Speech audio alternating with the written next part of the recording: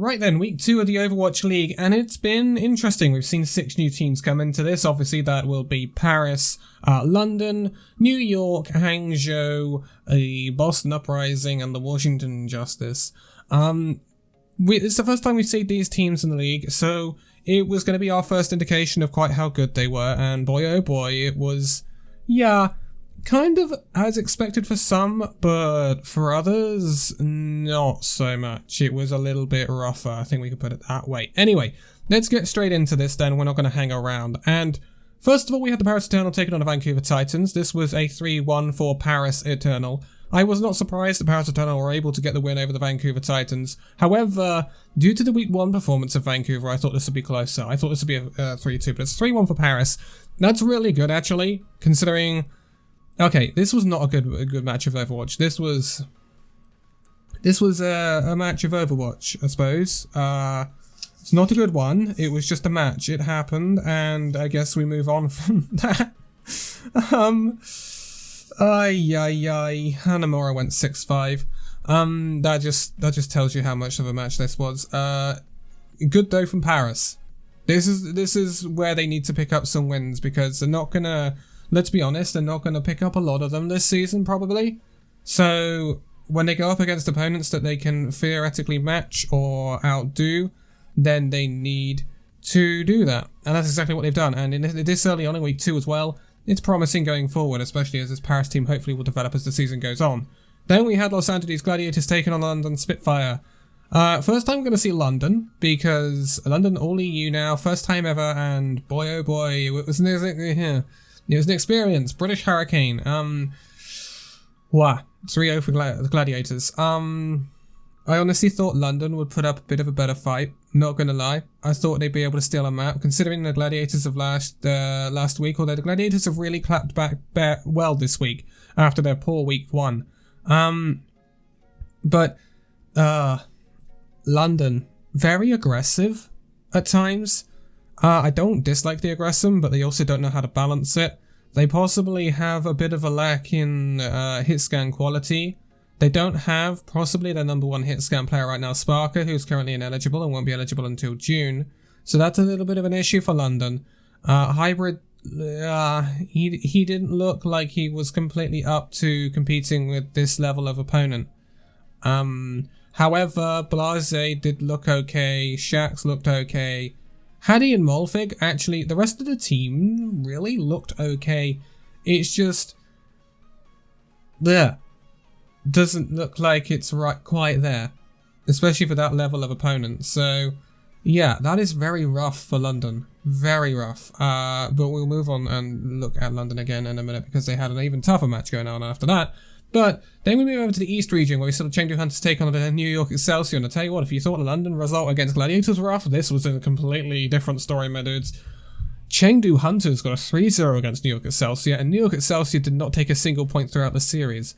This was one-sided. No, there's no more of a one way you can say it. It was completely and utterly Chengdu Hunters. This was Chengdu Hunters. This was the Chengdu zone, and New York could not compete. Simple as that. Actually, I'll talk about this after New York's second match, because yeah, we've got more to talk about with New York. But boy, oh boy, that was one-sided. That was so one-sided. So one-sided. It was brutal. Possibly one of the most one-sided series I've ever seen the Chengdu Hunters compete in. So yeah, that was very, very good from Chengdu, and oof, that's a rough one from New York. Anyway, Philadelphia Fusion taking on Hangzhou Spark. 3-1 for Philadelphia Fusion. Again, I'm not too surprised about this either. Philly, they are good. They are really good. And Hangzhou, there's this air of, oh, well, they could be a good team, but they're not quite a good team, if you see what I mean. And, you know, Takoyaki we've seen, he's okay, but they subbed in and played Takoyaki on Winston when they got Gushway at times, and it's just like, what's the point of having 2 main tanks? Just play Gushway or Takoyaki, play one of the other. If you want to play Rhine, then go heavily in for Takoyaki, then fine. But, like, if you're going to play Takoyaki on Winston, why have you got Gushway? It doesn't make any sense, when Gushway is one of the best Winstons around at times. So that's just weird. We saw a little bit of Somensu, looked fine. Actually, Somensu played the map they won in this series, I believe, the first map. But after that, it was as the series went on, it became more and more comprehensively Fusion that were winning it, if you see what I mean. And something, yeah, it's just... Also, there was some weird stuff from MCD. Not gonna lie. We'll talk about MCD a bit more in a minute after Hangzhou's next match. Anyway, moving back to the West region, Houston Outlaws taking on Paris Eternal. I thought this would be more along the lines of a 3-0, considering Houston Outlaws' previous performances in Week 1. However, Paris do take a map. Very good from Paris. And I tell you what, this Paris Eternal roster is actually showing some kick. It may not be the best of rosters, it may not be the cleanest of Overwatch, but it's got heart, this Paris Eternal roster. That's something I will say. And it's kicking. It's kicking. That's all I can say, really, to it. It is a 3-1 for Houston in the end, though. They take a map, which is really good from Paris, and I think that's all you can ask for against a Houston Outlaws side that beat the current reigning champions of the league last week. So, yeah, I think that is a good result for Paris, despite it still being a loss. And I think Paris Eternal fans, after this week, going 3-1 against Vancouver and then losing 3-1 to Houston, I think Paris Eternal fans can be quietly optimistic with the way in which it panned out. Yeah, I think that's a good week from Paris. You can't expect too much more unless you wanted a 3-0 against Vancouver. So yeah, I think it's been a good week for Paris. Can't argue about that. Then we move on to Boston Uprising taking on the Los Angeles Gladiators. First time we've seen Boston.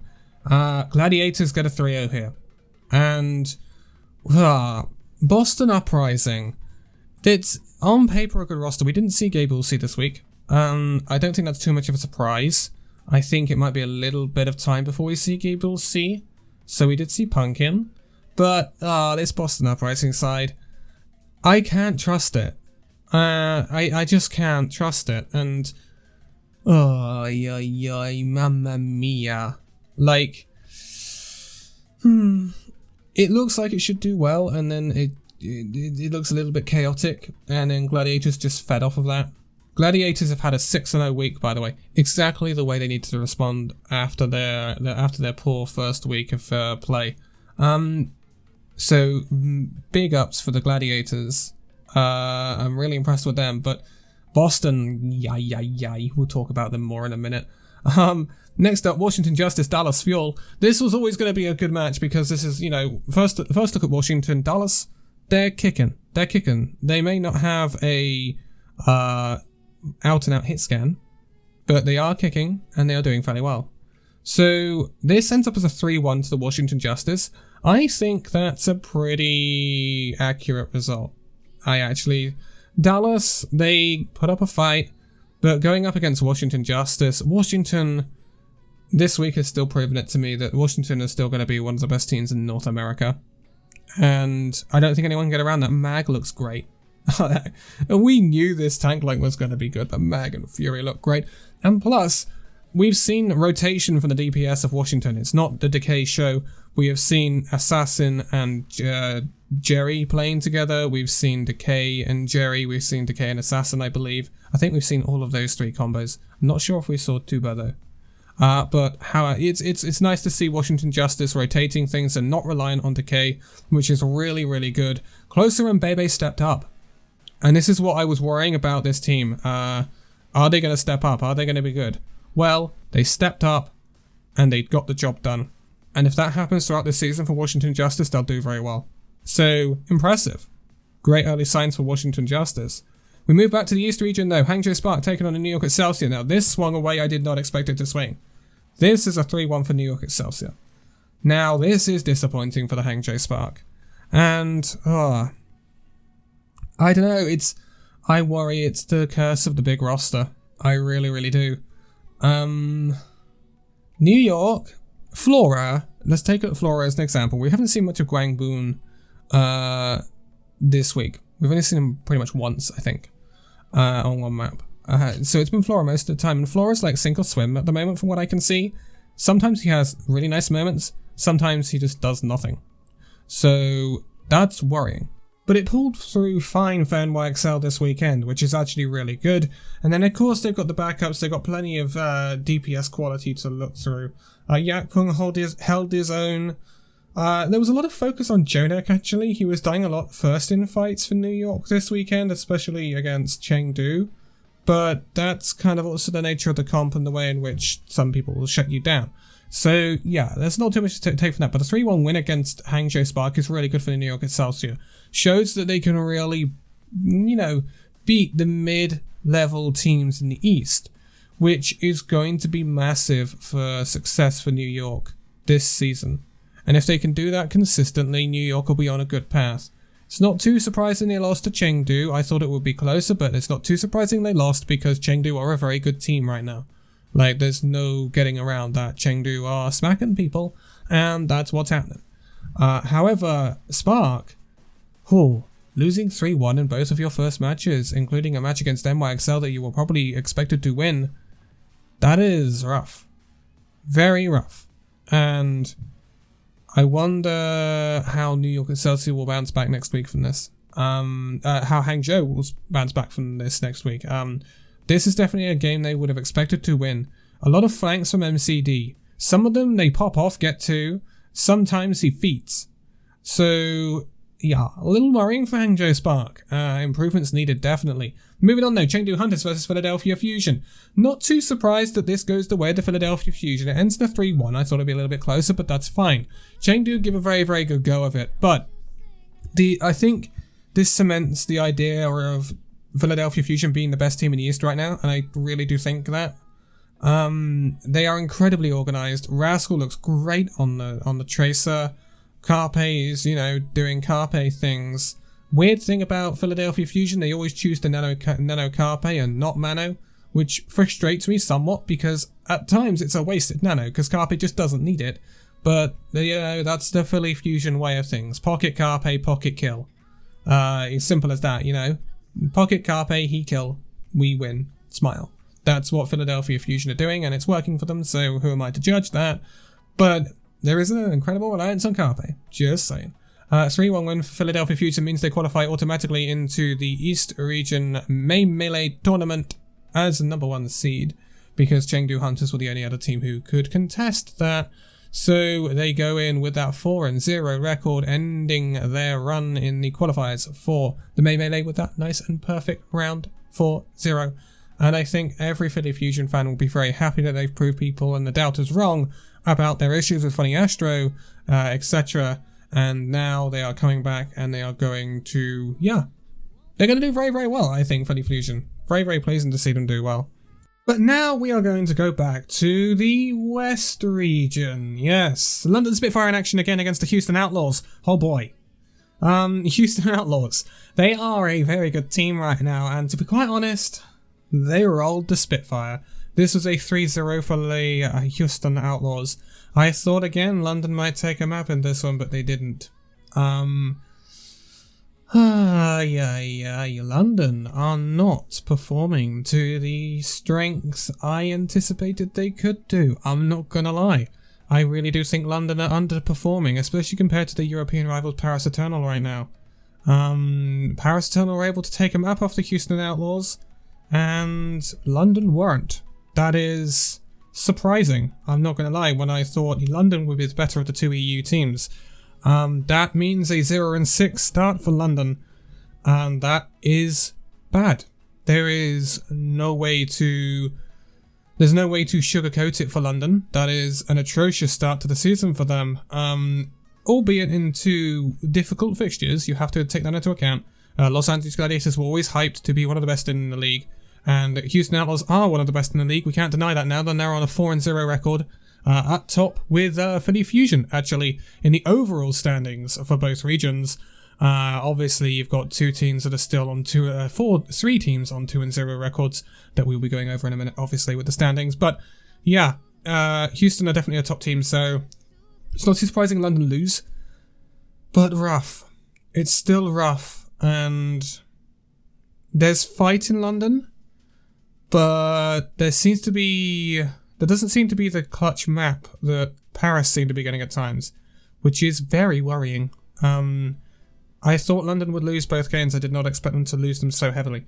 Anyway, moving on. Boston Uprising taking on Dallas Fuel again. This is a tale of Boston Uprising just not living up to expectations again. This is a 3-0 for the Dallas Fuel.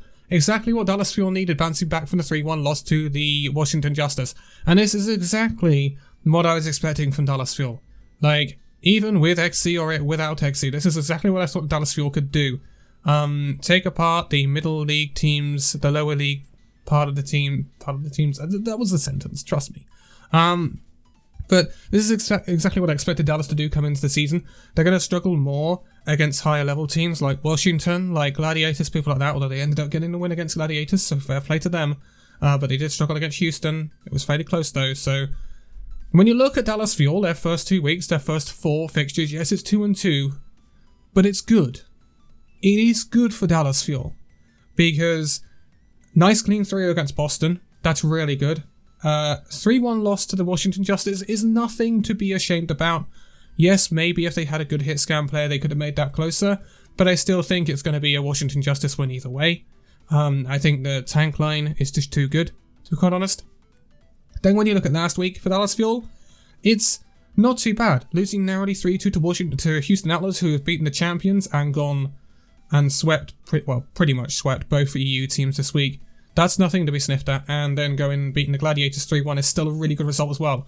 So, Dallas Fuel, there was a lot of problems coming into the season, right? But it's not looking half bad.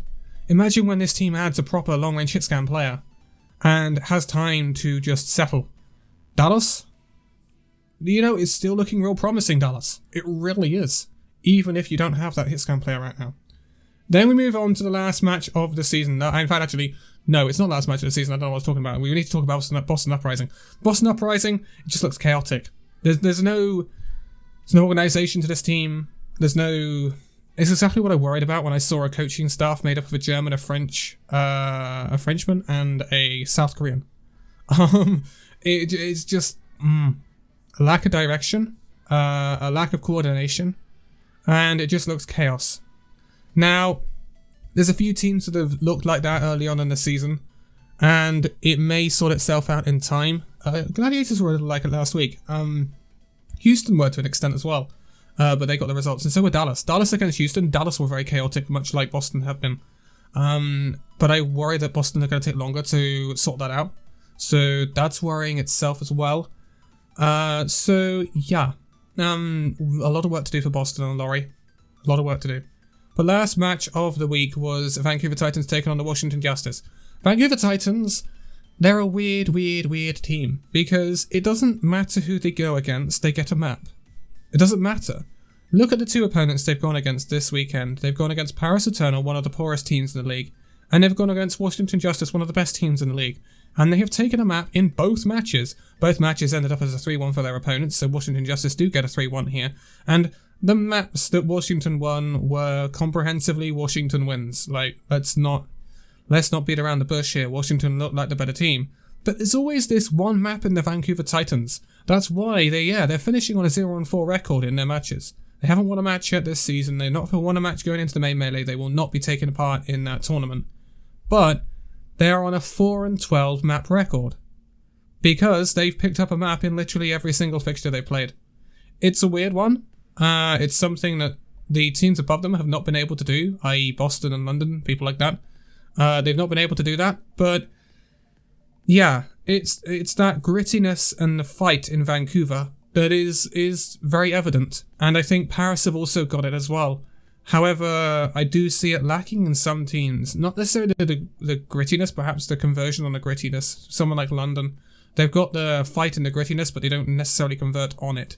Anyway, let's take a look at those standings. In the regions, let's start off with the West region. Topping us out, going straight into the May Melee for 2021 will be Houston Outlaws. Boy, oh boy, top of the standings. We did not expect that going into the start of this season. Second, or joint second in the West, we see Washington and Florida. That's not too much of a surprise. 2 very good teams. Still think Washington are better than Florida. They're both on 2-0 records right now. And they're both on +4 differential. So they are going to hash it out next week to find out who If anyone can take up that top spot, it's going to be some interesting matches next week. Toronto stick around in that 6th place, still that 2-0 record after the first week of fixtures. It didn't play this week, nor did Florida. So two teams that'll be looking to try and get a really good end to their I want to call it a stage because it feels like a stage, but to their tournament qualification. Then we see the Dallas Fuel and Los Angeles Gladiators 7th and 8th on 2-2 records. That is iffy in terms of qualifying for the main melee. Not gonna lie, it depends on how the two teams below them do. So this is San Francisco Shock and Paris Eternal in 9 and 11th. Now, San Francisco Shock you would expect to turn things around, right? However, Paris Eternal, not so likely. And then you've got the 3 teams below the Paris Eternal and San Francisco Shock. All of these are on 0 and 2 records, but could still get into the main melee tournament. So this is Atlanta Reign, Boston Uprising, and London Spitfire. The most likely one is Atlanta Reign because they've taken maps off of people, whereas the Boston Uprising and London Spitfire just haven't. They're on 0 and 6 map records, so their map differential does not work in their favour. But it is good for them. Vancouver will be propping up the NA region though. 0 and 4 record for them. They will not be featuring in the main melee tournament. No additional points available for those guys over there, which is unfortunate, not gonna lie. But next week we'll sort out all of the extra standings for the West region and find out who's going to that main melee tournament. So next week is a bumper week of fixtures. I think there are something like 20 fixtures because of the qualifications for main melee as well. It's going to be super interesting. But in the East, we see Philly Fusion cap out the East. They will be top of the standings. Pretty much, yeah, they'll be top of the standings no matter what after the results we've seen in the past 2 weeks for the main melee. So congratulations to Philly Fusion, our first toppers of the tournament. Really good job to them, looking fantastic. Chengdu are in 2nd. Chengdu can be caught, but it is tremendously unlikely that Chengdu will be caught, I think. Seoul can catch them, and Shanghai can catch them, and New York can catch them. But, however, I don't believe New York can catch them because of map differential. So it's only Shanghai and Seoul. And I just don't see that happening in some respects. So I would still back Chengdu to get that 2nd seed going into the main melee, which again is a fantastic result for them coming into the season. That's what you want to see from a rejuvenated Chengdu side. Seoul in that 3rd spot. Again, we'll see more from them in the coming week. Should be very interesting. Again, same for Shanghai. New York, better than expected week, first week in the league this year, getting the win over Hangzhou Spark, but also losing to Chengdu heavily. We expected them to lose to Chengdu, but getting the win against Spark is incredibly valuable for New York, and that puts them right in a position to try and take a main melee spot away from Shanghai or Seoul. It's going to be some crucial matches next weekend. Then we have Hangzhou, Los Angeles Valiant, Immortals Valiant, sorry, Guangzhou Charge. They're all on 0-2 records. Guangzhou Charge will almost certainly, well, I mean, they can make it into the main melee, but it's highly unlikely. And looking at the way in which their games have gone, still very unlikely. Valiant, very unlikely to make it as well. Then Spark are the most likely, but they're going to have a massive bounce back. Like a massive bounce back after this week, because it's been a very booming week for the Spark, not going to lie. And their opponents probably won't get any easier. I am not quite sure who the Spark take on next week. Yeah, so I actually just checking it now. Spark take on Dragons. That's not going to be easy. And then they also take on the Charge as well. Electric Boogaloo. Yeah. I mean, Spark Charge could be quite close, actually, with the way in which Spark played this week. But yeah, that's our standings for now. Next week is, as I said, a massive week of fixtures. Because we've not just got the week 3 fixtures to round out the standings, we've also got the start of the main melee knockouts. So that's going to be really, really big. So yeah, a lot to look forward to in week 3 of the Overwatch League, and then we have tournament weekend for week 4, and then June Joust. We're going to get a hero pool. Oh, meta preview, anyone?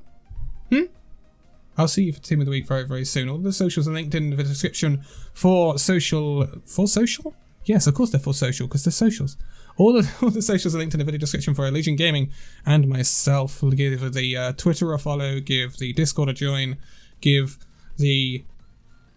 There isn't anything else. Moving on. I'm going to leave it here for this one. So thank you guys so much for this video. If you'd like to give a like, subscribe if you're new, and I'll see you in the next video. See you then.